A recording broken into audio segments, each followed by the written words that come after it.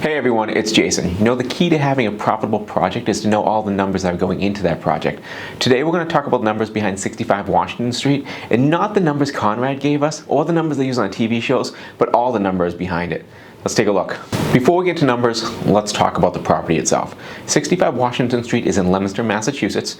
It's a 3-bedroom, 1.5 bath house that we're going to make a 4th bedroom out of the attic on to make it a 4-bedroom, 1.5 bath house. Change it from about 1,600 square feet to about 2,000 square feet.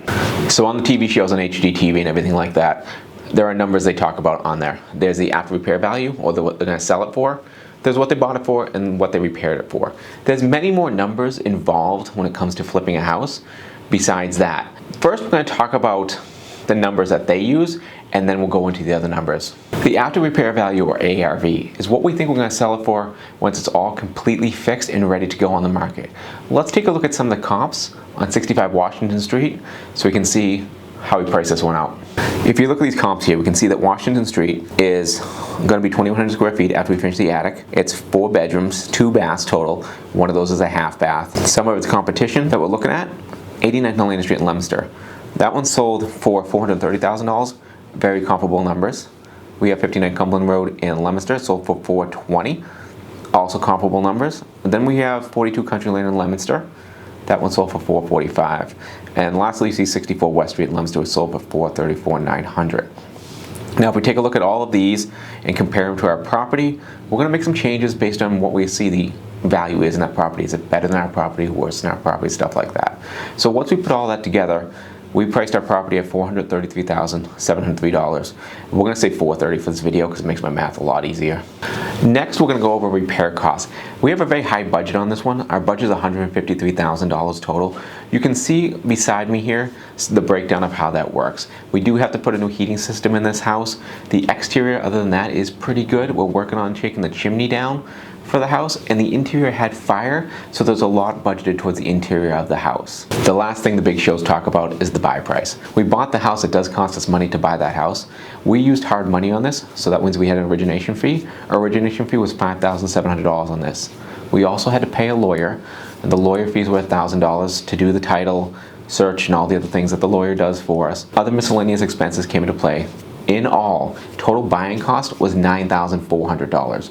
Next, we have holding costs. So, like your house or your rental or anything like that, you still have to pay a monthly fee. We own this house, we have to have it insured, all the utilities paid, all those type of things. And since we have hard money, we do have a monthly debt we have to pay to the hard money lender. For this property, we budgeted $749 a month, and we're going to have a 6-month hold time. This should give us about $4,500 in holding costs we're going to incur. Since we're using hard money on this, we do have costs there too. This hard money was taken out at 10% in 2 points. We're going to use it for over 6 months. The cost for that, with the percent and the points, is going to be $19,400. We also used a private money loan on this to try to bridge the gap. We were given $25,000 at 10% yearly. So in 6 months, when we finish the project, we'll owe them $1,250. This brings our total financing cost to $20,650. If we fixed up the house, then we need to sell the house. We need to budget for sales. One of the things that we really need to do is we need to stage a house. I really feel strongly about staging houses, how it will up the value. Typically, staging a house can cost anywhere between $2,000 to $4,000. Luckily, I have my amazing wife helping us out, so we're going to call it the Amazing Wife Staging Services. A budget of only about $1,000 to stage the house. Next, you need a realtor, unless you sell it off market. So I'm a realtor myself, so it helps me out a little bit. But if I were to sell this on market with a realtor, I would budget $21,500 in commissions for the realtor that I have to put towards this. Since I am a realtor, I'm only budgeting $8,600 for realtor fees when it comes to selling this house. Now, we also have lawyer fees, marketing fees, recording fees, other miscellaneous fees. So selling costs for this house is going to be $14,700. Before we put this all together, if you like the content you're seeing here and you want to see more content and help the channel out, I would greatly appreciate if you would subscribe down below and hit the like button and maybe even leave a comment for me.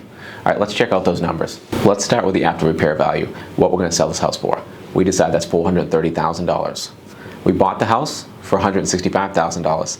It's going to cost us $153,000 to renovate this house. It cost us $9,400 to buy this house. Holding costs are going to be $4,500. Financing costs were $20,650. Finally, selling costs are $14,700. Let's put this all together and our expected profit on this is $61,900. As you can see, there's a lot that goes into evaluating a project, not just the 3 numbers you see if you want a profitable project. We'll be putting up more videos on 65 Washington Street, including a walkthrough, and if you haven't checked it out, you gotta see our Conrad video of 65 Washington Street. It's a lot of fun. Hope this helped you guys out. See you later.